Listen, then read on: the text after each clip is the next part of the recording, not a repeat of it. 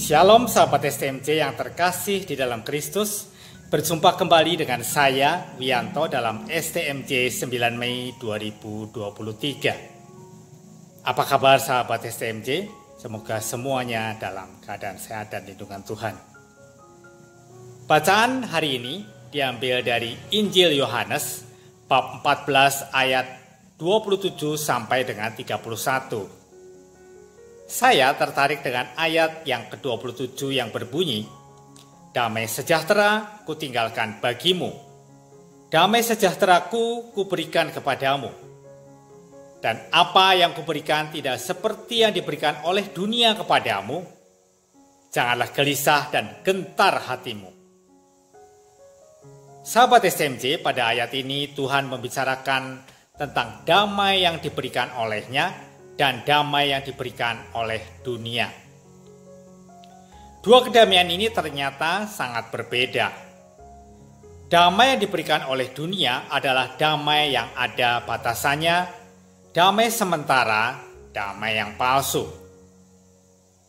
Manusia gampang ditumbangkan kedamaiannya kalau ia menggantungkan diri pada penguasa, pada orang, pada harta benda, nama baik, bahkan pada kesehatan dan hidup.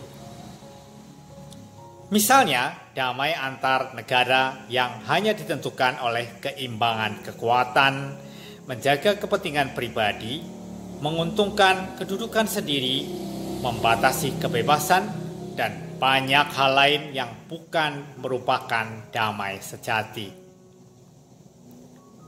Sangatlah berbeda dengan damai yang diberikan oleh Tuhan.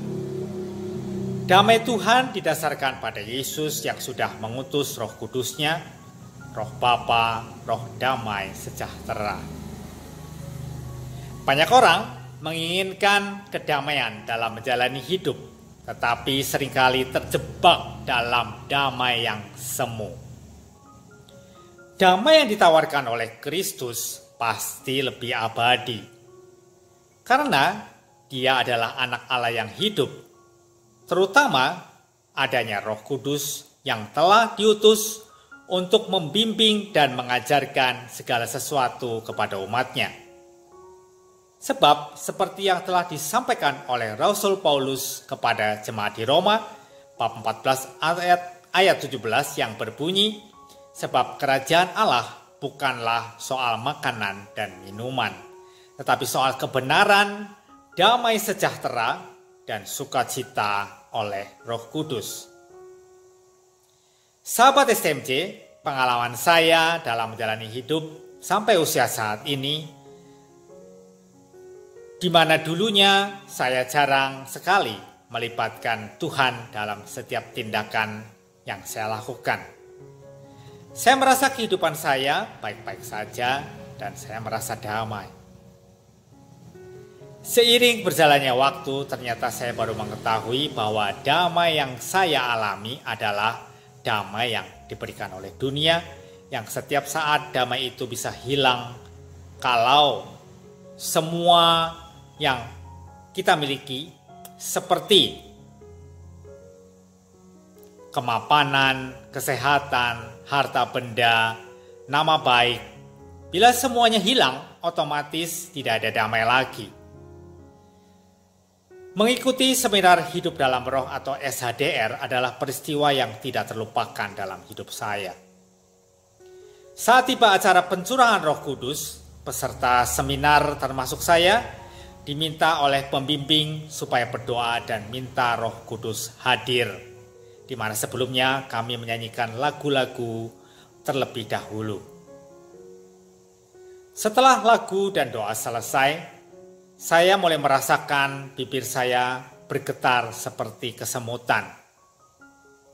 Kemudian kami diminta semuanya untuk pindah ke kapel, dan di situ kami juga menyanyikan lagu-lagu kembali. Di sana saya mulai berpasrah dan pasrah. Tubuh saya lemas dan tangan kaki saya mulai bergerak sendiri. Mulut saya mulai mengeluarkan kata-kata yang saya sendiri tidak mengetahui artinya.